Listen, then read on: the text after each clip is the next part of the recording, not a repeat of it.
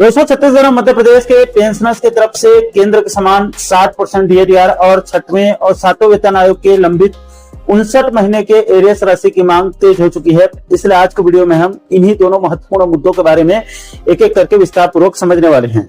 नमस्कार दोस्तों, मैं हूं आपका दोस्त लोकेश साहू और आप देख रहे हैं लोकेश साहू यूट्यूब चैनल। आप सभी दर्शकों का हमारे यूट्यूब परिवार में बहुत बहुत स्वागत है। दोस्तों, सबसे पहले 60% डीएडीआर की बात कर लेते हैं। तो देखिए दोस्तों, जैसे कि आप सभी दर्शकों को पता होगा कि केंद्रीय कर्मचारियों और पेंशनर्स को 1 जनवरी 2026 के देय तिथि से एरियर सहित 60% की दर से महंगाई भत्ता और महंगाई राहत का भुगतान किया जा रहा है। लेकिन छत्तीसगढ़ और मध्य प्रदेश के कर्मचारियों और पेंशनर्स को इस समय 58% की दर से डीएडीआर मिल रहा है। इसलिए दोनों राज्यों के कर्मचारियों और पेंशनर्स अभी भी केंद्र से 2% पीछे चल रहे हैं। इसलिए अब धीरे धीरे सीजी और एमपी से भी केंद्र के समान एरियर सहित 60% डीएडीआर की मांग शुरू हो गई है। दोस्तों, यहाँ पर आपकी जानकारी के लिए ये भी बता दूं कि मध्य प्रदेश सरकार ने खुद कबूल लिया है कि धारा 49 की आपसी सहमति को हमेशा हमेशा के लिए समाप्त करने के लिए छत्तीसगढ़ सरकार को पत्र लिखकर स्थायी सहमति की मांग की है, जिसको पिछले वीडियो में आप लोगों को साफ बता चुका हूं। इसलिए कायदे से देखा जाए तो अब मध्य प्रदेश सरकार और छत्तीसगढ़ सरकार को अपने अपने राज्य के पेंशनर्स को अपने अपने हिसाब से स्वतंत्र रूप से बिना कोई सहमति लिए महंगाई राहत का आदेश जारी कर देना चाहिए।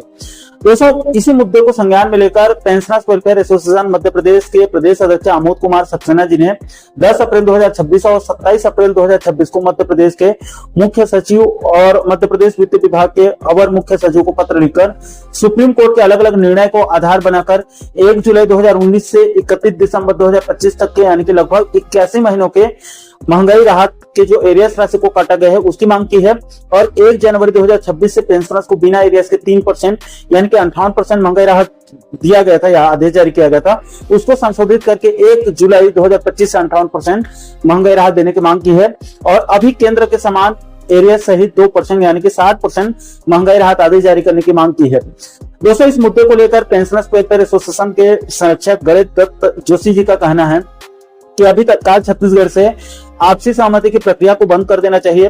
गणेश दत्त जोशी जी का कहना है कि पिछले 5 साल का आंकड़ा देखा जाए तो कभी भी कर्मचारियों को समय पर केंद्र के समान जो है वो नहीं मिल पाई है। अब जो देरी में एरियर्स होता है वो भी मिलने के बजाय रात को उसमें हजम हो जा रहा है।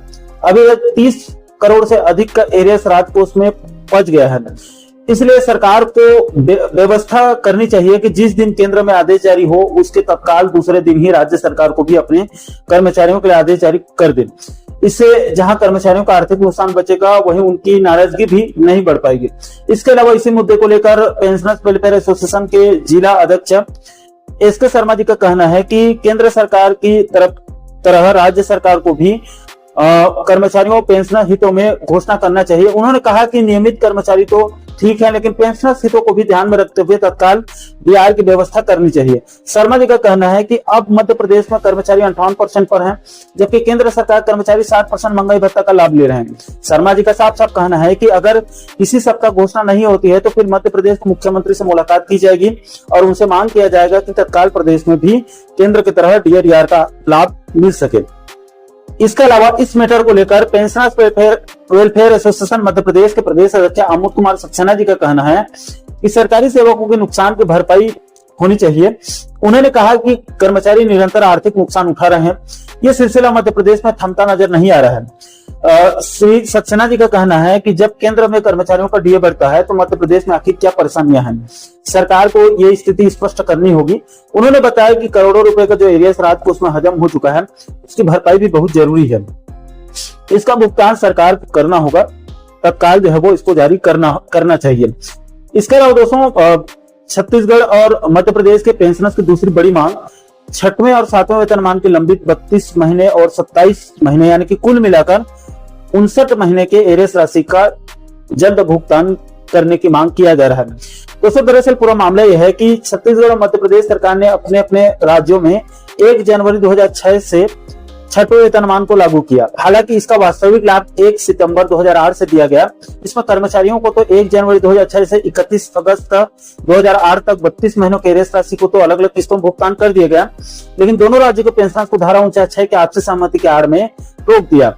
इसके बाद छत्तीसगढ़ और मध्य प्रदेश सरकार ने 7वें वेतन आयोग को 1 जनवरी 2016 से लागू किया। हालांकि इसका वास्तविक लाभ 1 अप्रैल 2018 से दिया गया, इसलिए कर्मचारियों को तो 1 जनवरी 2016 से 31 मार्च 2018 तक के 27 महीनों के एरियर्स का भुगतान किया गया, लेकिन दोनों राज्यों के पेंशनर्स को फिर से धारा 49 के आपसी सहमति का बहाना बनाकर 27 महीनों के एरियर्स राशि को फिर से दबा दिया गया। यानी कि धारा 49 के आपसी सहमति का बहाना बनाकर दोनों राज्य सरकारों ने दोनों राज्यों के पेंशनर्स के 6वें वेतनमान के 32 महीने और 7वें वेतनमान के 27 महीने का एरियर्स यानी कुल मिलाकर 59 महीने के एरियर्स राशि को दबा दिया, जिसका आज तक भुगतान नहीं किया गया है।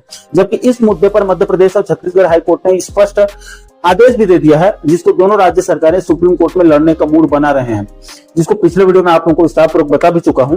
दोस्तों, इसी मुद्दे को लेकर वरिष्ठ पेंशनर्स रोहिणी प्रसाद गर्ग जी ने इस मुद्दे को उठाते हुए उन्होंने कहा है कि पेंशनरों की गिरते स्वास्थ्य और बढ़ती उम्र तथा सीमित आय के मध्य अपना जीवन पेंशनर्स बिता रहे हैं और इन वरिष्ठ बुजुर्गों की सबसे बड़ी उम्मीद अब सरकार के निर्णय पर टिकी है।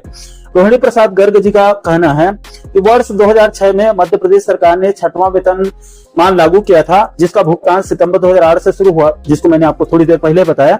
लेकिन उस समय सेवानिवृत्त हो चुके कर्मचारियों को 32 महीने का एरियर्स नहीं दिया गया, यानी कि पेंशनर्स को, और 7वें वेतनमान के अंतर्गत भी 27 महीने का एरियर्स लंबित रह गया। इस प्रकार कुल 59 महीने का बकाया भुगतान आज भी हजारों पेंशनर्स की पहुंच से दूर है। इस संदर्भ में पेंशनर संगठनों का कहना है कि इस मुद्दे को लेकर वर्षों से शासन स्तर पर मांग की जा रही है, लेकिन धारा 49 का हवाला देकर मामले को टाल दिया जाता है। और हैरानी की बात यह है कि मध्य प्रदेश और छत्तीसगढ़ दोनों राज्यों में एक ही राजनीतिक पार्टी की सरकार होने की वजह से होने के बावजूद इस समस्या का समाधान अभी तक नहीं निकल पाया है। दोस्तों, रोहिणी प्रसाद गर्ग जी का आगे कहना है कि पेंशनर्स का दर्द केवल आर्थिक नहीं बल्कि भावनात्मक भी है, क्योंकि सेवा काल में उन्होंने पूरी निष्ठा से शासन की जिम्मेदारी निभाई, लेकिन अब वृद्धावस्था में अपने ही अधिकार के लिए उन्हें संघर्ष करना पड़ रहा है और अनेकों पेंशनर्स गंभीर बीमारियों से जूझ रहे हैं, तो कई आर्थिक अभाव में जीवन यापन करने को विवश हैं।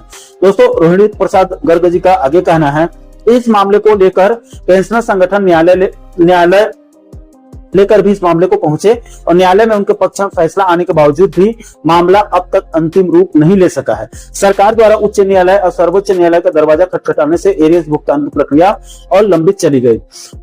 ऐसे में उन्हें आशंका है कि कहीं न्याय मिलने से पहले ही कई लोग इस दुनिया को अलविदा न कर दें। यही कारण है कि वे मुख्यमंत्री से मानवीय आधार पर हस्तक्षेप करने की मांग कर रहे हैं।